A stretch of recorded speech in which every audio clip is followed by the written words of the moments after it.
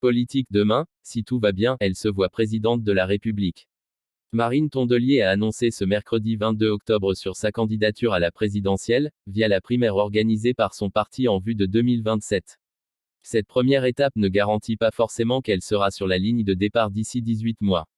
Mais cela n'empêche pas la patronne des écologistes de lancer sa campagne pour 2027. Dans le Nouvel Obs, Marine Tondelier évoque d'emblée l'Élysée. Cette interview est ma déclaration officielle de candidature à l'élection présidentielle. Cette candidature est un acte d'amour pour la France, parce qu'on ne peut pas aimer son pays et accepter qu'il s'abîme ainsi. Je ne me résous pas à voir la France se déliter, coincée entre le cynisme d'un pouvoir déconnecté et la colère d'un peuple désespéré, fait valoir celle qui double cette annonce d'un passage aux 20h de TF1 pour toucher large.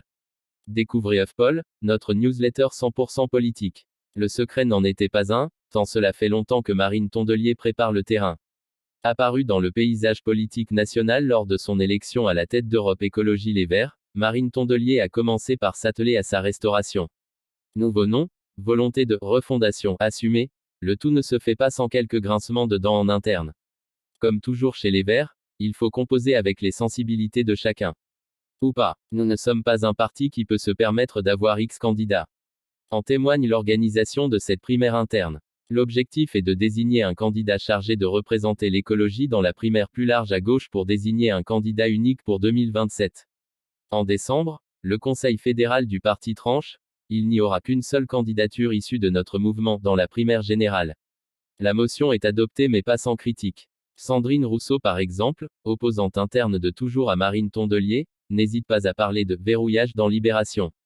Auprès du HuffPost, les proches de Marine Tondelier assument, le seuil de parrainage requis pour se présenter est très bas, 25 pour que tous ceux qui le souhaitent puissent se présenter. Mais nous ne sommes pas un parti qui peut se permettre d'avoir X candidats. Selon nos informations, Marine Tondelier est à ce jour la seule candidate sur les rangs. Mais rien n'est figé puisque la date limite de dépôt est fixée au dimanche 26 octobre. Les adhérents écologistes devront ensuite se prononcer début décembre. Et il faudra aussi composer avec ceux déjà déclarés pour la primaire, la grande cette fois Clémentine Autain, François Ruffin. Tous ces obstacles à franchir n'empêchent pas Marine Tondelier de se déclarer candidate à la présidentielle. Mais elle se défend de brûler les étapes, je ne suis pas une tête brûlée. Parenthèse ouvrante, parenthèse fermante. Je crois aux alliances, assure-t-elle dans le Nouvel Obs. Après le vote des adhérents, l'idée est bien de participer à une primaire de la gauche et des écologistes pour laquelle je me batte depuis des mois. L'Union en carte maîtresse. Elle en parle en réalité depuis 2023 quand, en pleine campagne européenne, elle excluait l'Union sur ce scrutin tout en plaidant pour l'alliance en 2027. Entre le 9 et le 10 juin, elle apporte immédiatement son soutien à la proposition de François Ruffin de constituer un front populaire.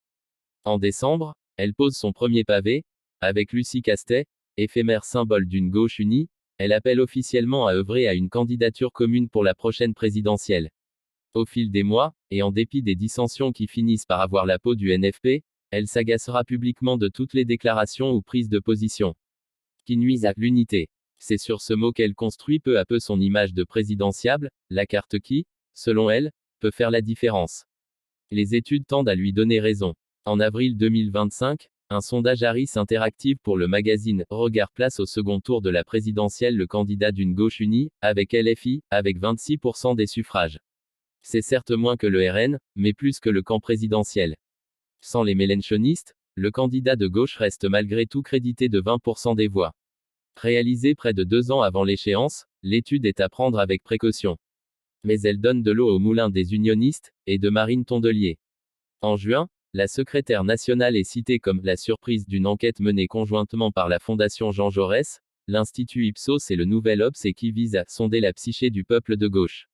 L'enthousiasme, la spontanéité, et le cran de l'écologiste sont salués et, dans la zizanie de la gauche, la patronne des écologistes apparaît comme l'utile trait d'union entre les membres de la famille déchirée, écrivent nos confrères. Travailler ensemble, avec la gauche et, surtout, ses électeurs. Cet automne, alors que la guerre LFI-PS fait rage, que la France insoumise comme Raphaël Glucksmann ont déjà refusé de participer à une primaire pour désigner un unique candidat à gauche, Marine Tondelier ne désarme pas.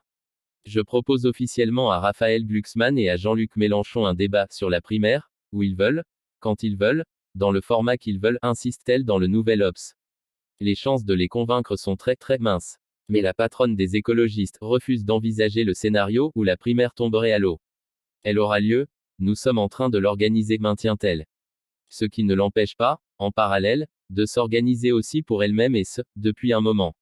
Le site marinetondelier.fr a ainsi été créé dès le printemps 2023. Il est à ce jour dédié à la promotion de son livre paru en octobre, Demain, si tout va bien, aide.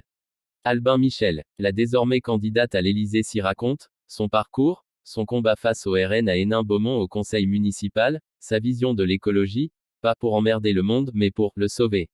À ceux à qui l'ouvrage a plu, la secrétaire nationale des écologistes propose d'écrire la suite, invitant les visiteurs à lui donner leur avis et raison d'espérer, leur inquiétude aussi.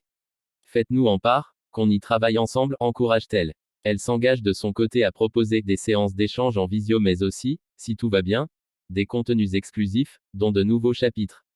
Jusqu'à l'accord à donner pour être recontacté par email dans le cadre de l'actualité de Marine Tondelier, rien ne manque pour un site de campagne.